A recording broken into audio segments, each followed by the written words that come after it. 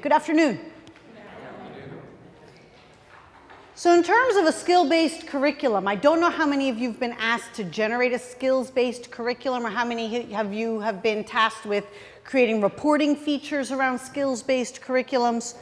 But in order to actually talk about them, I'd like to back it up and get some common terminology down. So this slide, I showed it this morning. But now I have a little more detail on it. In the upper left-hand corner, it starts off with standards. Standards are statements about what a student is expected to be able to do. It represents consistency. Standards, I don't know which standards you're using, but standards generally represent a minimum. They are the least. So for our analogy, we're going to talk about standards as building codes. So what are building codes used for? Has anyone ever built a building? Built a school, built a house? Yes? Okay. Some of us have. It's kind of like getting a mortgage. It's a, life experience. So what happens with building codes is that they're designed for safety. They say things like outlets have to be 10 inches off the floor. It's a minimum. It does not tell me what my building is supposed to look like. It has nothing to do and no impact on those pieces outside of the consistency expectations. So there are some towns, for example, where I can't build over a certain height. It'll say, oh, it can be 30 feet tall. So when I am working with building codes, if I were to go up to an architect and I were to say, hi, I'm going to build a building, she would say, that's very nice. And I would say, I want you to build a blueprint for me. She goes, that's nice too. And I say, I want it to exemplify the building codes. She will look at me like I am strange. She will say, I'm not sure what that means. What do you mean? You want a room full of outlets? I'm not really sure how to build a building that exemplifies the building codes. The same thing is true for standards. Standards represent a minimum. I can build a building and make sure it meets code. I can build a curriculum and make sure it meets standard. But it is exceptionally difficult for me to build a curriculum from standards statements because they have no identity. They have no purpose or theme. They are simply there as a minimum. I say this because I have been experiencing in my profession many schools coming up to me and saying, Marie, we would like to build a curriculum that exemplifies, and then they name some set of standards. And I, like the architect, am confused. What do you want me to do? You became the architect for the whole session right here. You're doing great. How do I do that? So standards are a minimum, and there's a tool we use to organize standards or skills and have them make sense in curriculum design. And that tool is called a year-long context. And I'm going to show us today how to build one. That's our goal. A year-long context is just a way to take something like a set of skills or a set of standards and organize them into a given year as when will I overtly teach these and when will I assess them and get evidence of them for the purposes of having a faculty sit down and go, how are the students doing on these skills that we said we wanted to get across? So we would be examining student work, getting information about how are the students doing on what we're saying is the bare minimum. That's what a year-long context does. So what's a curriculum? I have to tell you, I've taught graduate school in curriculum instruction and assessment, and very often my faculty at the master's level are not confident on their definition of what curriculum is. And I don't blame them because it's not really taught very well. So what I'd like to do today is just spend a little time on that. Is that okay? In its raw definition, raw, most basic, curriculum is the content, the skills, and the evidence of the content and skills taught to a given group of children in a given year. That is the definition of a curriculum. It is the content and the skills and the evidence you accept of the content and skills taught in a given year to a given group of children. Why do we get that from the word curricula? If you go to the root of the word curricula, anyone ever been to Italy? Rome? So if you've been to Rome, do you remember they have the grand curricula? The original curricula, the Latin layer of the language takes it back. It's a race course, which is why we have courses at the high school level. A curriculum is a journey that is run in a series of small steps. That's what a curriculum is. So every time a teacher makes a decision about what will be taught and what a student will be able to do with what was taught is a curriculum decision. Content, skills, assessments.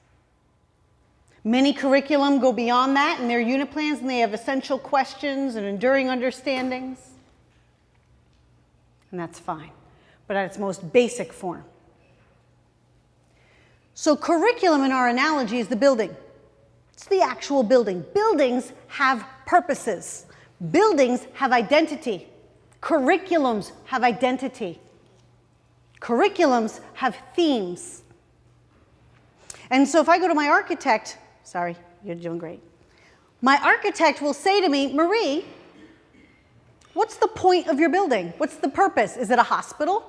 Because that's going to start dictating certain things that have to be in your building. Is it a home? Because that will make other items necessary. And when we look at the purpose of our building, we start saying things like, well, how many floors will your building have?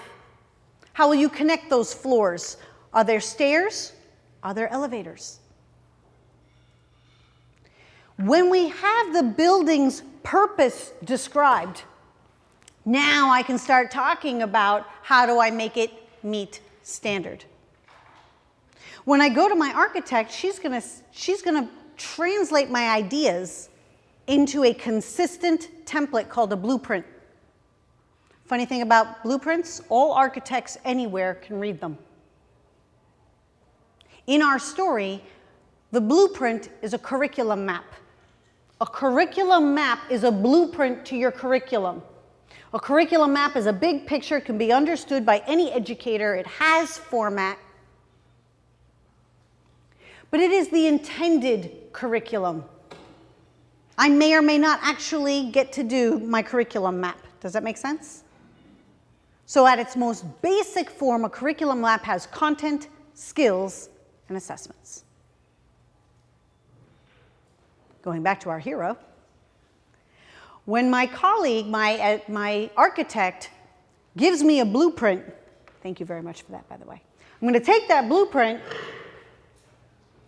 and I'm going to come over here, and this colleague and I are going to use that blueprint to actually build the curriculum, to actually build our building.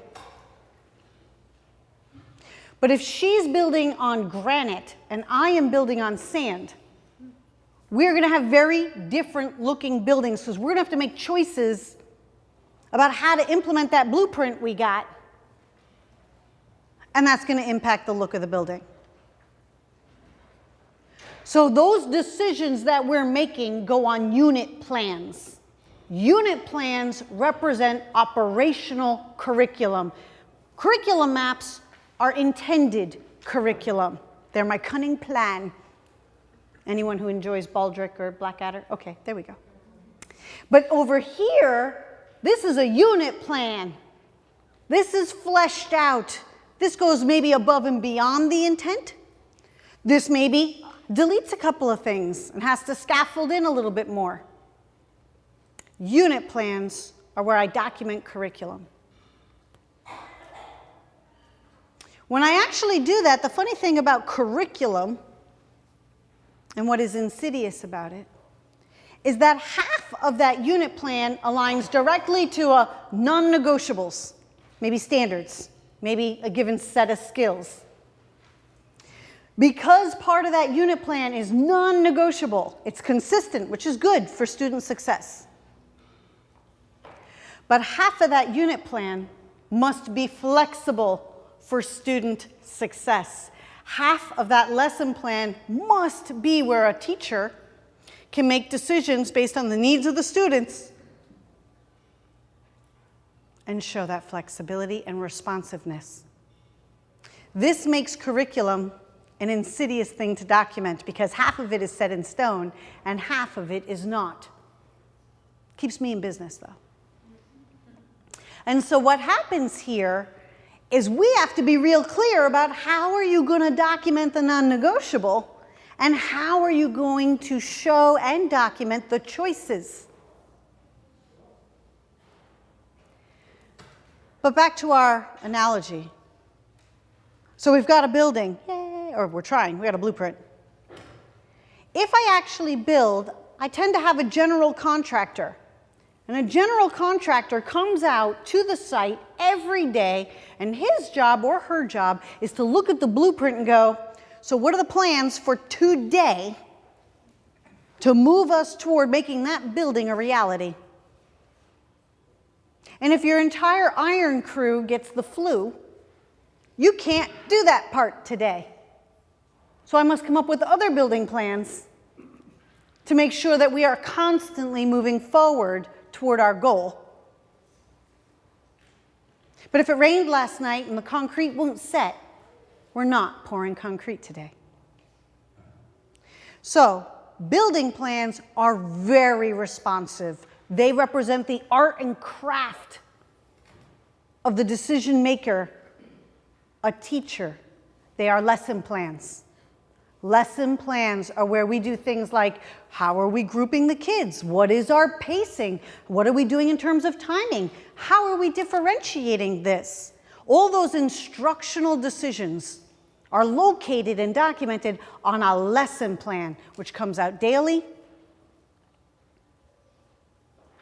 and it is utterly flexible.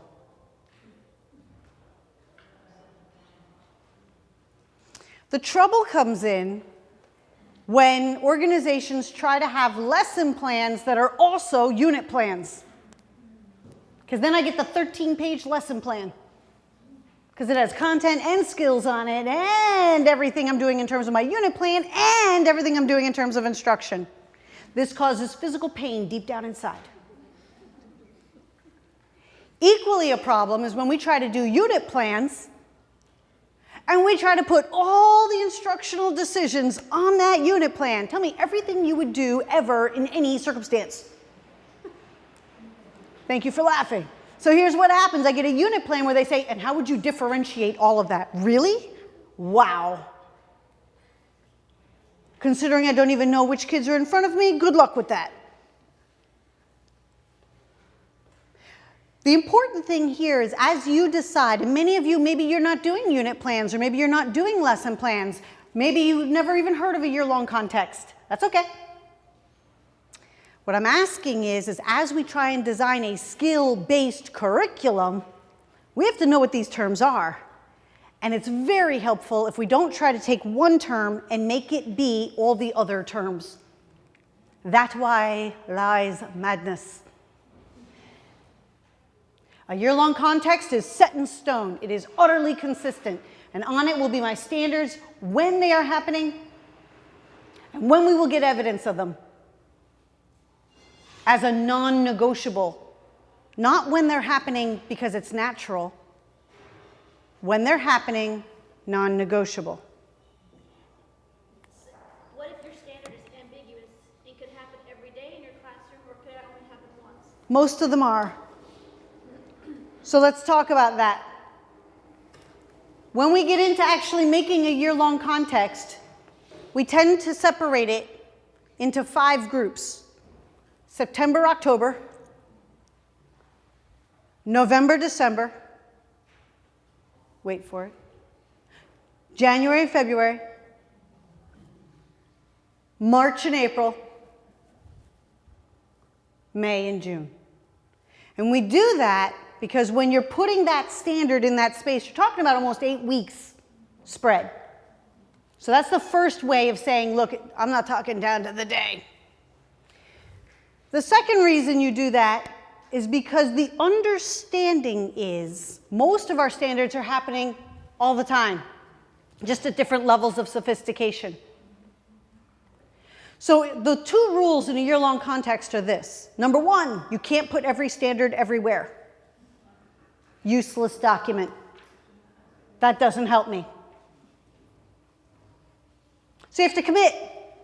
Where can you put it where it would actually be overtly taught and assessed? I need evidence of it. And I'm only doing that so that a group of faculty can examine some student work and say, how is the student generally doing toward this standard? So I don't need, you could have 10, 14 pieces of evidence throughout the year. We just need to look at 2. That's where I put them. Second rule of a year-long context. It does not mean mastery. Otherwise, all the standards go in the end. Not a useful document. So we're just looking for a quick peek, a benchmarking. Let me just see, how is the student doing toward meeting this standard? 1 to 2 spots. If you're going to put them in 3, call me, you need an intervention. You split the standards up this way, it's a bare minimum. You hear it? But if a teacher needs to make choices about where to go deep, you can't cut this out. If a teacher needs to make choices about what to remove, can't remove this. And if a teacher wants to spend extra time on this, good, because this is where we're going for that development.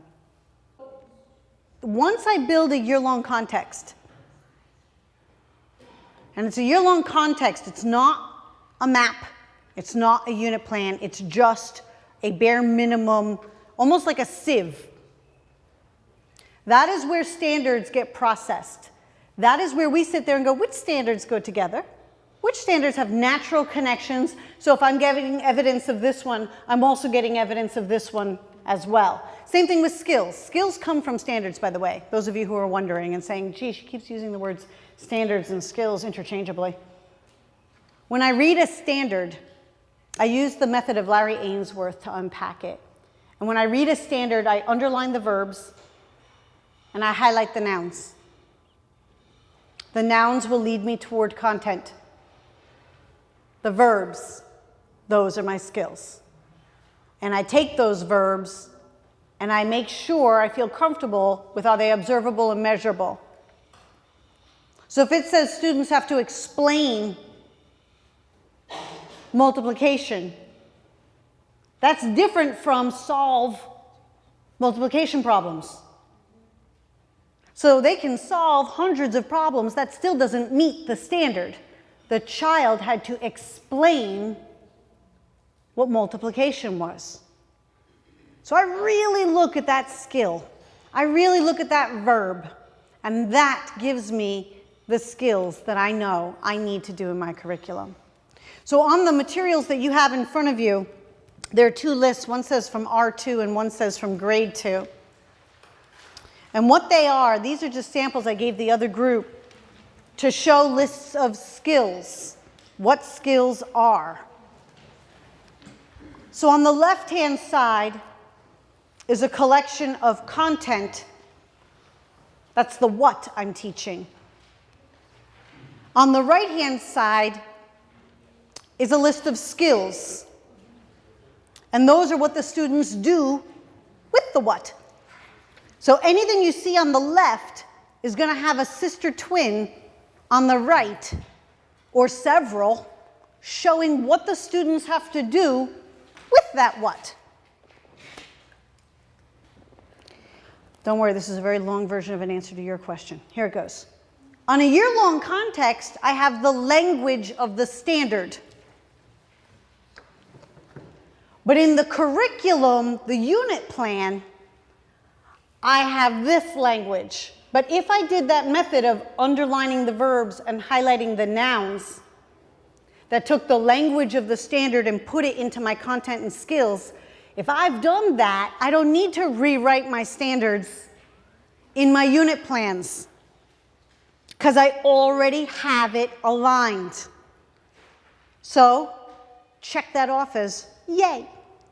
If I have that aligned and I use that in my unit plan, when I go into my actual lesson plan, I can have an alphanumeric on this or a method of organizing from my unit plan, and I would say these bullets and these skills are on my lesson plan.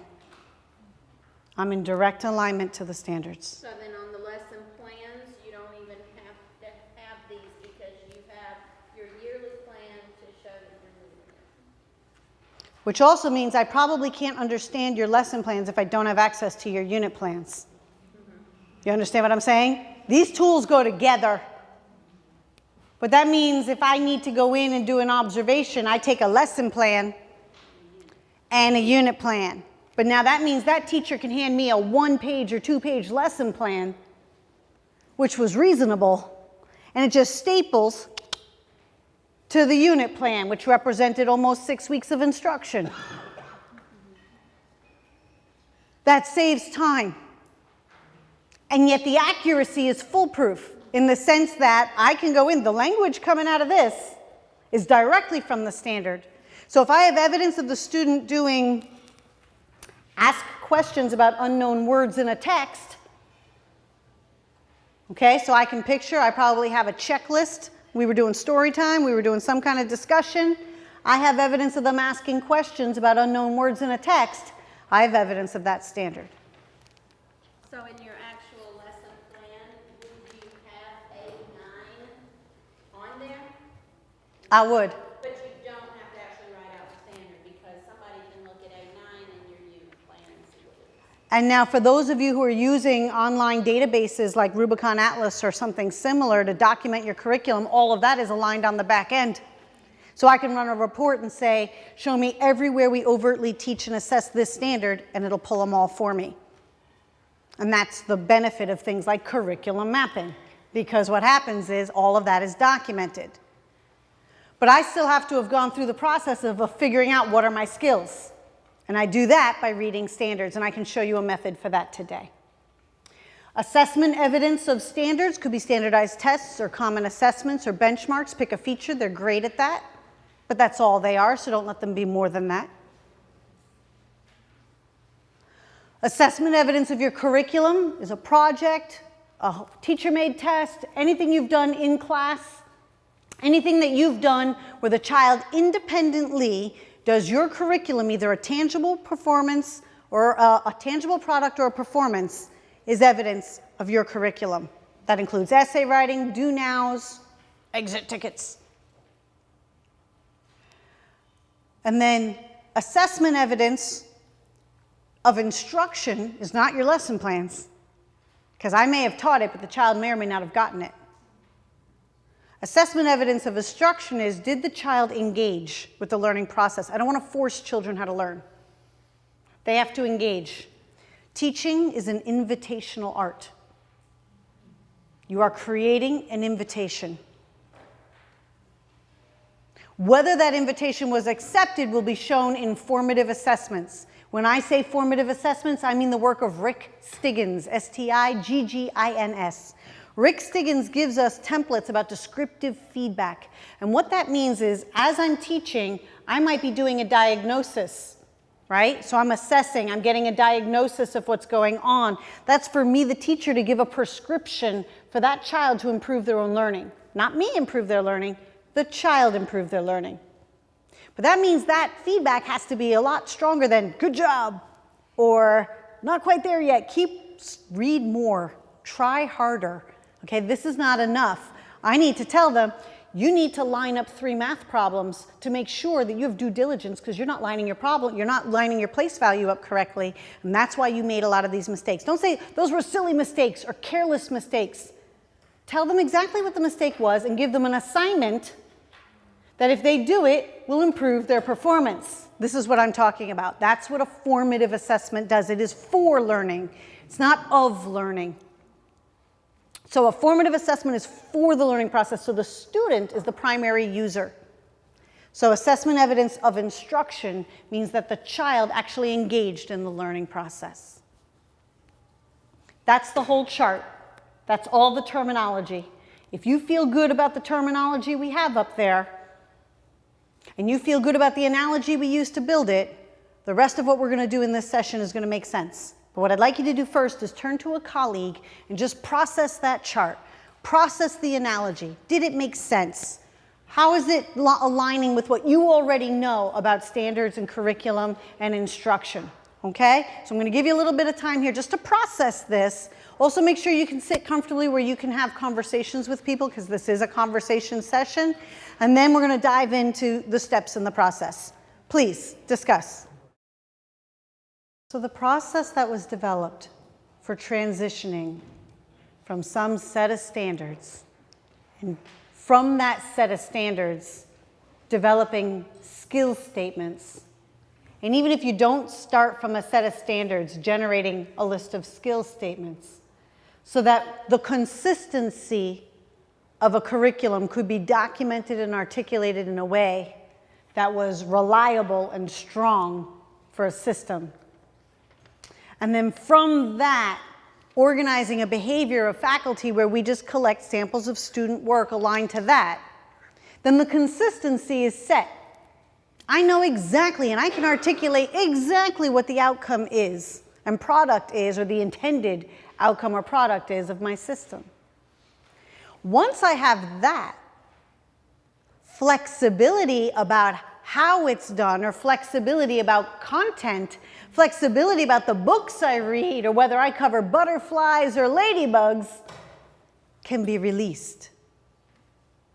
Any system that tries to have every teacher on the same page at the same time in lockstep, we have found, is not good for the teacher or the children. So that can't be the goal. But any system that takes really good teachers, this is pervasive research data, I can have 10 award-winning teachers, I'm talking cream of the crop, teaching a set of children. And I can have inexperienced teachers, teachers who are not as comfortable with what they're doing, teaching the same group of children. But this group, if they are given the opportunity to connect with the consistencies and discuss with one another while examining student work, if this group is allowed to do that, and this group is not, they're in isolation, these children outperform these children every time. That is pervasive data. That data has been going on since the 1960s. So we also know that just hiring the best teachers and saying, go get them, isn't enough.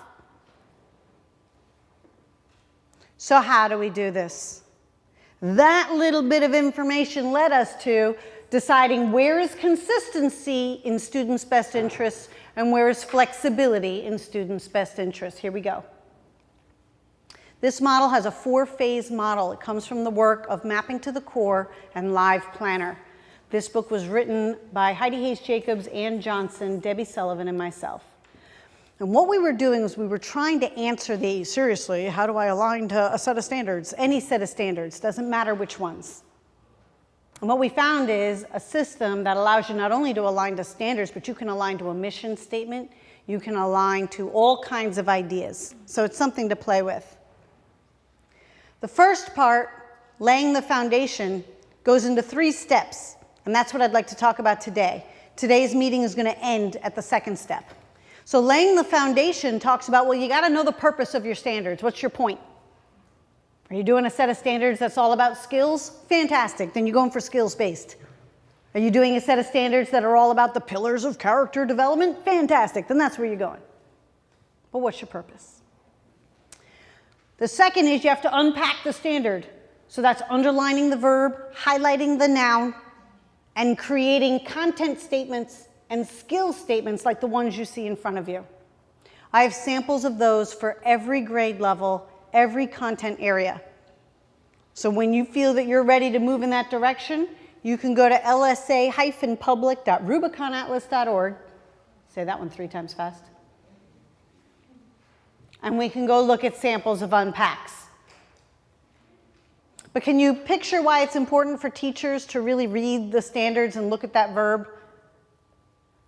Because we all know what multiplication is, and we all have an idea in our mind of what teaching multiplication is.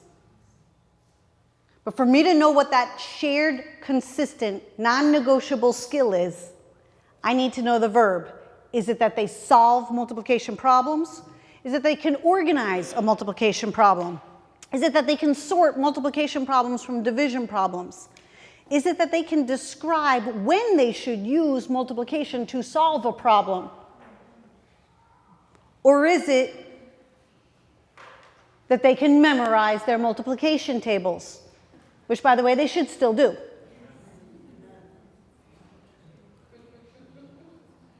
Before high school.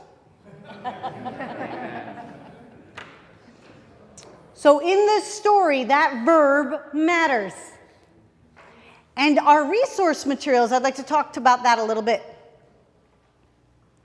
If I have a textbook series from Pearson, or a program from Go Math, I don't really mind which one you're using. They're all fantastic in their own way.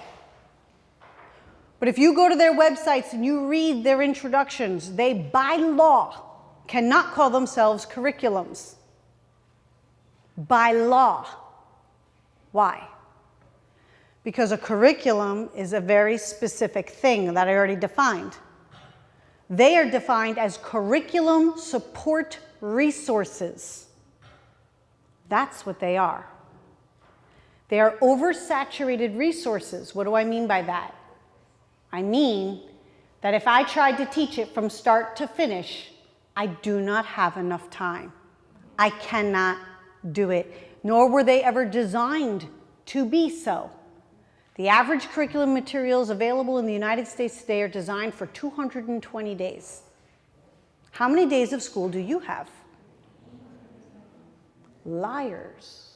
You don't have 180. First of all, but you're not really liars. That was a joke. You're a very serious crowd today, by the way, just for the record. I've tried to make you laugh in all different kinds of ways, and you're looking at me like, no. No. There we go. 180 days. Research shows 8th grade. Anyone teach 8th grade? 8th grade, because you have all kinds of other interruptions, including the trip and possibly graduation, you on average have 160 days. You with me on this? So if you're using a resource material that is designed for 220, you are making choices. You have to prioritize. You have to cut things out. Far better be it that you design something that has already prioritized those choices in an educationally sound way, like a year-long context, rather than have it be somewhere in April where you look at the rest of what you have to cover and go, uh-oh, might have to skip some things. What? That's not when you want to make those choices. So that's why a year-long context, sorting out your priorities and anchoring them down, and then using your resources to implement your cunning plan is a skill-based curriculum. Yay! So what happens here is that's the crosswalking to ensure precision. Crosswalking with your materials. Crosswalking with your current materials you use. Because then now you know how that is going to serve your purpose. Here are the actual steps. See step 4? By the way, all these materials are available on a website. The website is called lsalearning.com. I'll say it again, lsalearning.com. All of these materials are available to you there, so you don't have to write every single slide down. But moving in on step 4, it looks like this. And what this is a process where you would read each skill, and you think in your mind, is that a beginning of the year? Is this something I start right off with? I get evidence of it. I do it all year long. But we begin here. That would be a beginning. Or you read a skill and you go, yeah, we don't get to that till somewhere closer like January. We just don't even get into that. If you're a teacher who's been teaching for a little bit, you can get a gut read on these skills. You have a very good idea. And you might read some skills and you'll say, you know what, we don't even touch that till closer to March or April. We kind of wrap it up with that. And that's called a BME, beginning, middle, and end. And that starts telling you how to break down where you're going to overtly teach and assess. Now, mind you, please don't forget the 2 rules. We know you do all of them all the time. But this is a bare minimum. It's a building code. I've even had some groups cut out the types of documents you have in front of you. They cut them out and they tape them into September, October, November, December, January, February. They make a list. And by looking at it spread out like that, they go, oh, it's not so overwhelming.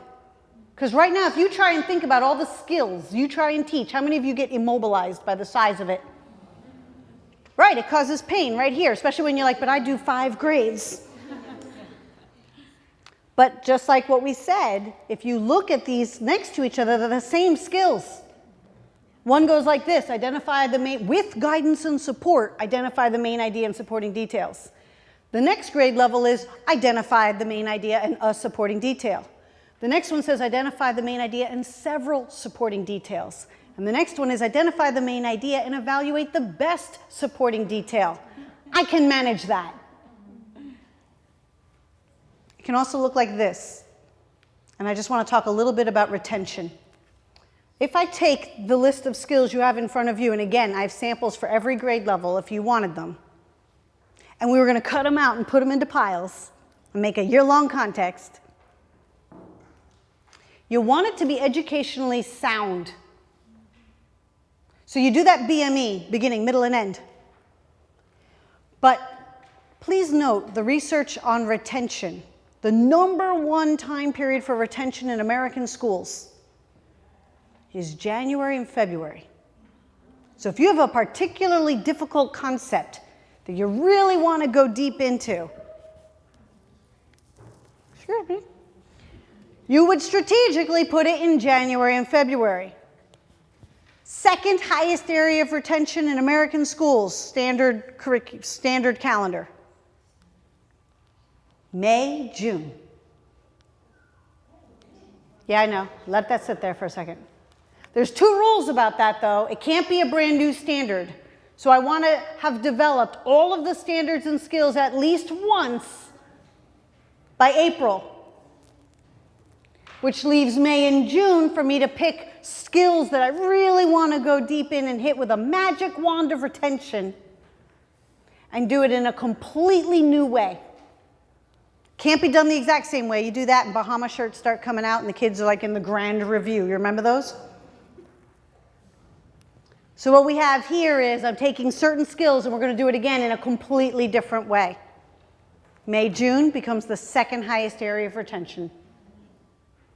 Once I have those bundles, I can take those bundles and make unit plans. And that's just content skills, essential questions, and what I accept as evidence. A little more detail, and that's it. So I'm going to stop here. I'm going to talk to the visual cortex. What questions are circling around? What things have I said that squared with your beliefs? You already knew it when you walked in. I just gave you affirmation of what you already knew. And what are 3 points from today's session that you want to take back? 3 points that were interesting. Maybe they were new, maybe they were affirmation, but you don't want to lose them. Because you're going to get a lot of information today. How many of you already feel swelling in the back of your brain right here? So in that game, just what are 3 points worth taking back from the discussion that we've had about how to design a skills-based curriculum that is both consistent and has room for that flexibility. We're going to take that concept into standards-based grading in our next session. So we're going to have to build off of here. See, look, we're already at step 2. So I'm going to pause here. I just want you to process it. I just want you to galvanize some of it to carry through the rest of your day.